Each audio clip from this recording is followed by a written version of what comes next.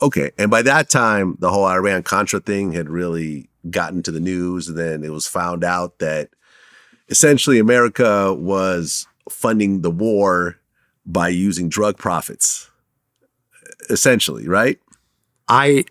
That's what the news says, but I don't believe it a bit in the world. That was 1% or 5%.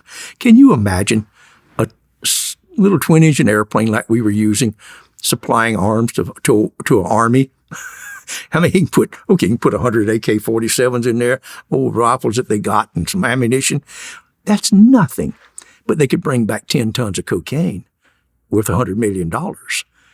And those boys divided that up. Yeah. And now it's our excuse to have these planes running back and forth to be carrying the arms. So that's, in my opinion, that's exactly what it was. It was a renegade fellow from the CIA. Yeah, and we interviewed, Freeway Ricky Ross, who became one of the big drug dealers on the West Coast, and he didn't know that he was being allowed to essentially sell drugs in order to finance. It was like everyone was sort of in bed with each other, allowing these things to happen. Certainly. But you never dealt with a Freeway Ricky Ross or, Boston George or any of these guys. You just were doing what you were doing. I never bought and sold anything. Okay. I was just straight transportation. I throw it out and it's yours. You put it in and I'll give it to you when you get to the other end. Okay. Well, so now you're on the run. Yes. I'm in Brazil. You're in Brazil. And are you still in contact with Pablo Escobar at all or no? No. They owed me, when I went to prison, they owed me $3.5 million. So they become rather thin when I was asked for it. And so my contact in Colombia, Mario, I called from Brazil. He said that he was going to help me collect the money. And so I called one time, we have great news. They killed Barry Seal yesterday. And my heart just like, I really like Barry. And so I went back to the hotel and told Mari and Miriam, my daughter, and they just cried like I did, like, God, he's dead. So even though he was the biggest snitch in history, he tried to protect me. Okay. Now, you personally, had you actually seen any of the violent acts that Pablo Escobar was doing, or was your interactions just strictly business and that's it? No, I didn't see anything except absolutely first-class business. Okay. But Escobar started to get increasingly more violent. Completely. Right. By 1989, he actually shot down a domestic flight. Right. If he did that, I'm sorry I ever heard his name or shook his hand. Right. And I mean, in terms of he was getting politicians assassinated, yes. It was just really a bloodbath in Colombia in terms of what he was doing. And that was the reason the Medellín Cartel was formed. That I believe it was 1980 that 10,000 people were killed down there. And there was little people making cocaine. He had 10 kilos. He'd give it to his friend. Says, I got a pilot. It'll take it to New York. And they'd look in the paper and 40 kilos busted in New Jersey. Oh, I'm so sorry. Look, bang, bang. So those 5 people got together, and it was really more of an insurance policy. It was an organization. But they said, listen, you give us your cocaine in Colombia, and we will guarantee you that it'll get to whoever you want it to go to in the United States for $10,000 a kilo. And if it gets busted anywhere between us taking it from you and us giving it to your man, we will replace it in Colombia. So they got tons, and just, I've heard somewhere 100 tons put on them. Everybody from Bolivia to Colombia was giving them their cocaine. And that's the reason I said, when do you want me to come back? We're waiting on you, senor. Come as quick as you can. Okay, so now you're on the run with your family. Yes. And how is your family really taking it? I mean, you're basically dragging them into this outlaw lifestyle. That they love you, obviously, but you're putting them through a lot of heartache by trying to live below the radar the entire time. Not really. My wife wanted to travel, and I think a lot of children do. That's one so way to when travel. She met me, and so we went to Brazil, and it was nice. We bought a pickup truck and had the bed in the back seat, and the 2 children. One of the little boy was 5, and the daughter was 11. And she read books, and we went from one end of Brazil to the other, saw everything there was to see. We rented a house on the beach in Guarujá, And just when we rented the house, helicopters were overhead and machine guns and policemen running everywhere. I like to have a heart attack. And they found out that the angel of death, Mengali, they had found he had died a couple of houses away and was in the canal there. So that was something. But anyway, my wife and Joe went on down through Uruguay, went right to the tip of Argentina, all the way to Ushuaia. We drove every which way and looked at businesses, and we enjoyed ourselves. We didn't hide. I had brand new passports that was in the system, and so had plenty of money, and we lived well.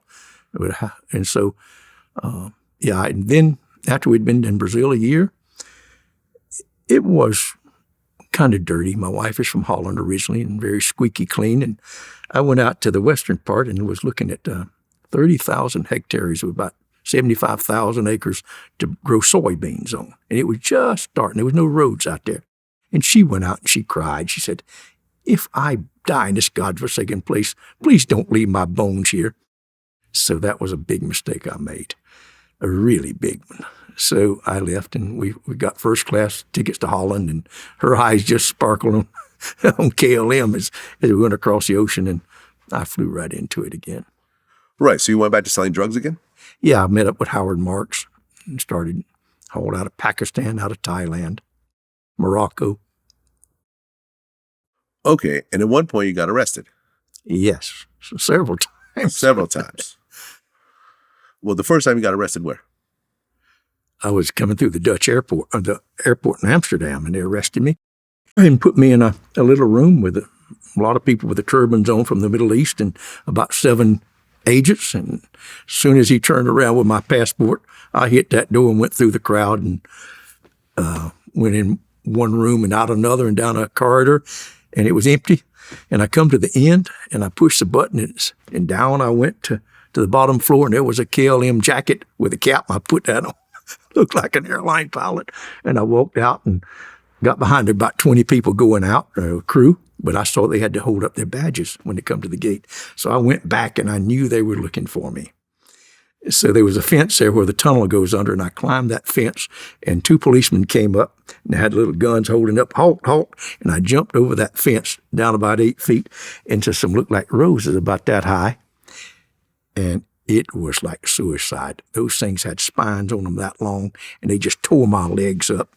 I took that jacket off, and they're still screaming at me from behind to halt, but they on that side of the fence. And I put that jacket and crushed it to those bushes out till I could get to the road. And then I went through the traffic, and there was 4 policemen, but their radios weren't the same. Went back in the terminal where all those people were, and I took the escalator down to the trains and got on the train that was headed towards Rotterdam and went in the bathroom and dried the blood off of me and hid in there until we got going again. And I knew Howard had turned me in. Okay. And then when did you actually get arrested and then put in prison? I got arrested several times. Then I got arrested in Spain. And I